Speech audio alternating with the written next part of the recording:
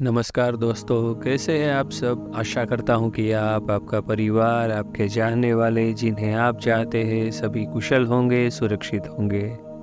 स्वागत है आप सबका एक और बुक की रिव्यू पॉडकास्ट में टीम थिंकर रिव्यूज की ओर से। पास्ट में मुझे कमल उपाध्याय की एक लघु ई बुक हत्या पढ़ने का मौका मिला था। इससे पहले हमने इसी लेखक की लंकापति का लोकतंत्र पढ़ी और इसकी समीक्षा भी आपके साथ शेयर की है। लंकापति का लोकतंत्र रामायण के पात्रों के संदर्भ में आधुनिक राजनीति पर एक व्यंग्य है।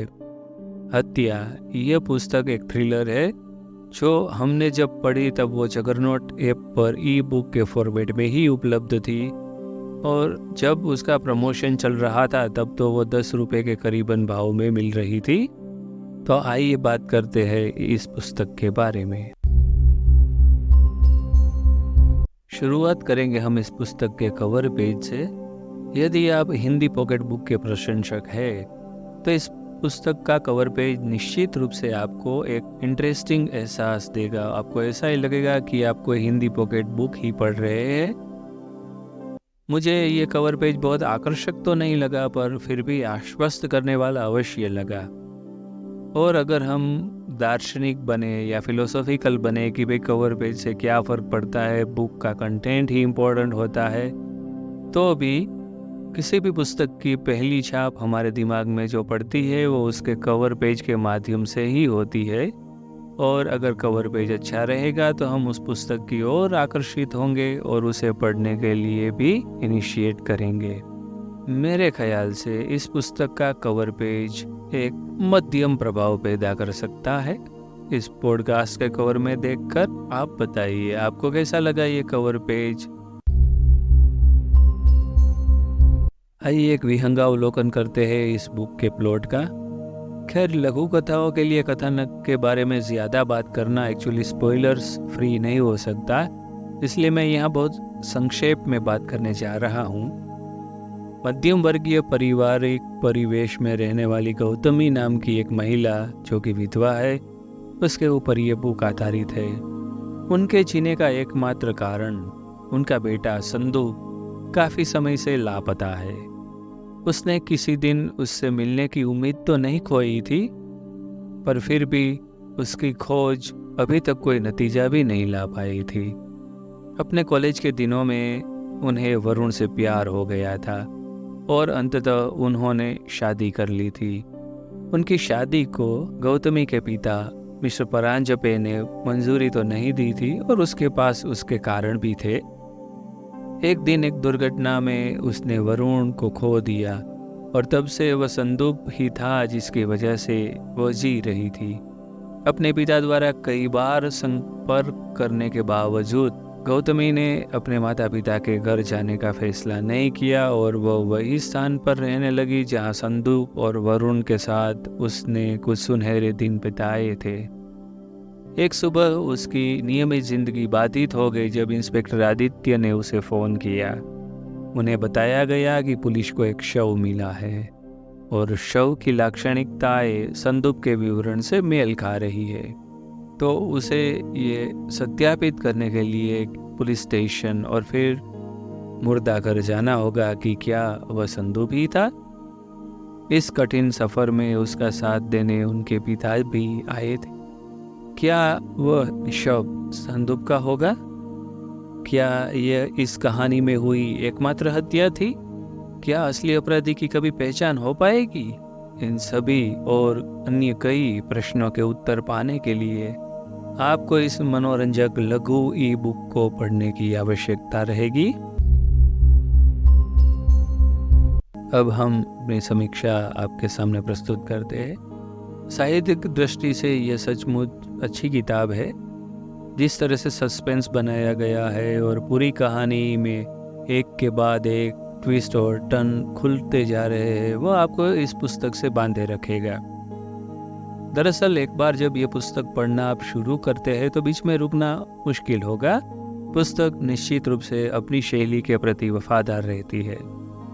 इस पुस्तक को पढ़कर आप इसे लिखने के पीछे लेखक की दृष्टि को स्पष्ट रूप से देख सकते हैं। यह एक व्यावसायिक फिल्म की तरह लिखी गई है। किताब कुछ इस तरह से लिखी गई है कि अधिकतम संख्या में पाठक इसे पढ़े और अब जानते हैं कि क्या बिकता है ना। इसलिए अच्छी तरह से लिखे गए नाटक और अच्छी तरह से निर्मित रहस्य और रोमांचकारी क्षणों के अलावा इस पुस्तक में वयस्क सामग्री की भी अपनी खुराक है। तो यह पुस्तक पूरी तरह से परिपक्व पाठकों के लिए ही है। मैं आपके साथ इस पुस्तक की कुछ दिलचस्प पंक्तियां साझा करना चाहूँगा ताकि आपको इस पुस्तक में दी गई हुई सामग्री की लिटरेरी क्वालिटी पता चले। उसकी आंखों को काले रंग के काजल ने कुछ इस तरह घेर रखा था जैसे आंखें वहां जबरदस्ती करके आई हो, अन्यथा वो जगह काजलों के लिए ही थी। पंखा बड़े जोरों की आवाज करते हुए घूम रहा था, लेकिन उसकी हवा आवाज से कहीं कम थी। अचानक ही घर में इतना सन्नाटा पसर गया कि घड़ी की टिक टिक की आवाज को भी हर सांस के साथ सुना जा सकता था। हम इस तरह अपनी पुलिस को बिस्तर पर थोड़े ही पड़े रहने दे सकते हैं। डॉक्टर साहब की बात में हास्य था, लेकिन इंस्पेक्टर आदित्य इस समय मजाक के मूड में नहीं थे। सीट बेल्ट तो गौतमी ने कभी नहीं लगाया था, तो आज क्यों लगाती? यदि कोई बता देता कि आज दुर्घटना हो सकती है तो शायद वो सीट बेल्ट लगाने के बारे में सोच सकती थी। गाड़ी के पेड़ से लड़ने पर जो आवाज हुई थी उससे जंगल की शांति भंग हो चुकी थी। पुस्तक में कुछ पंचलाइन्स है, जैसा कि आपने अभी सुना, जो हमें जेम्स बॉन्ड उपन्यास या फिल्म की तरह अपने से छोड़े रखने में कामयाब रहती है। यहाँ आपको अपने मनोरंजन के लिए सब कुछ मिलेगा। जिस तरह से पात्रों का निर्माण और अन्वेषण किया गया है वह मुझे पसंद आया। कहानी में न कोई पात्र काला है और न ही सफ़ेद, सब के अपने अपने पूरे रंग है। और इसी तरह के पात्र हमें वास्तविक जीवन में मिलते हैं। यहाँ के पुलिसकर्मी कोई सुपर कॉप तो है नहीं, उन्हें भी चोट लगती है और उन्हें भी अस्पताल में भर्ती करने की ज़रूरत पड़ सकती है। पुस्तक के अंत तक पहुँचते पहुँचते आपको लगेगा कि अपराधी कहीं बच तो ज़रूर जाएगा। क्या वह बच जाएगा? ये आपको अपने आप से पता करना पड़ेगा इस पुस्तक को पढ़ के। लगभग पूरे समय तेज रहती है और एक लघु कथा में एक लेखक 1 या 2 पेज के लिए भी पकड़ खोने का जोखिम नहीं उठा सकता।